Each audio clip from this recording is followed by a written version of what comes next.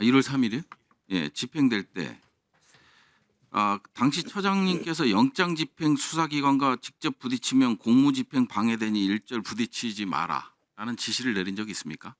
그거는 그 전부터 일관되게 내린 지시사항이었습니까? 체포영장이 집행될 때 그 공무집행 방해에 대한 우려가 자꾸 제시가 되기 때문에 일단 정문 밖에서 거기서 대기시키면서 대통령단 변호인단하고 이렇게 상의하도록 하고 가급적 부딪히지 마라 그렇게 얘기를 했습니다. 박종준 증인께는 좀 죄송한 말씀인데 김성훈 차장이 박종준 처장보다 위에 있었던 건 아닙니까? 상하가 바뀐 것 같은 느낌이 들어요. 그렇게 지시를 했는데도 불구하고 김성훈 차장은 무조건 막아. 그리고 윤석열과 시그널 문자가 공개됐어요.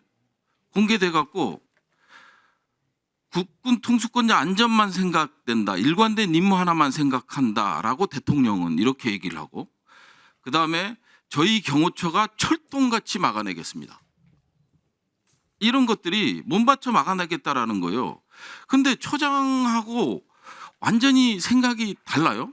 당일 그 원래 저희들은 정문 밖에서 됐고요. 대기시키면서 하기로 했는데 정문이 갑자기 개방되면서 이제 예상치 못한 상황이 갑자기 아니 예상치 못해도 공무집행 방해 혐의가 적용될 수 있으니까 그 명령이 옳다 그러다가 아니라 어떻게 처장과 차장이 전혀 다른 명령을 내립니까?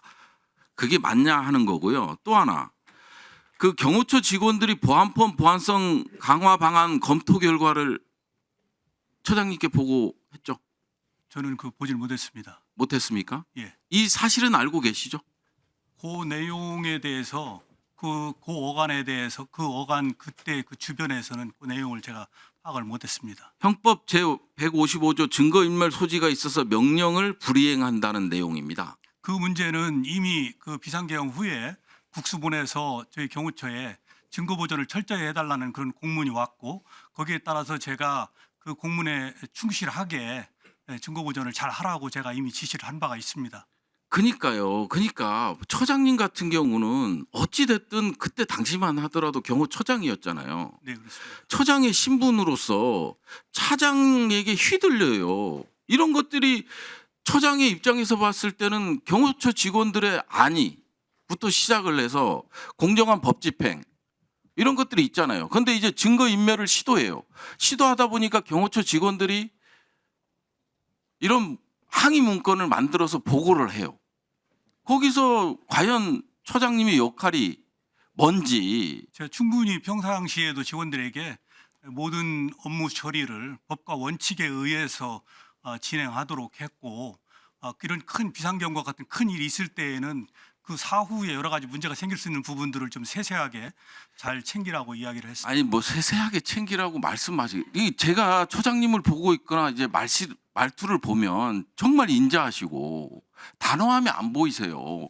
지금 김성훈 차장은 특수공무집행방해, 증거인멸 그리고 직권남용 이런 혐의들이 있어요. 그래서 이제 구속영장이 물론 기각이 되고는 있지만 세 차례나 이런 것들이 있는데도 불구하고 경호처장이 과연 그 역할을 했나 하는 데에 대해서 의구심을 좀 갖는다.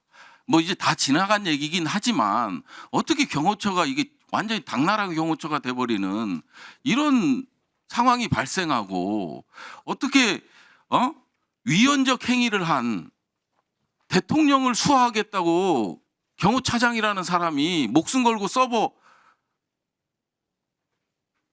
이게 훼손을 조장하고 그리고 경호처 직원들이 일을 막고 문건을 만들어서 보고하고 이런 일이 대통령실에서 일어나냐 이거예요.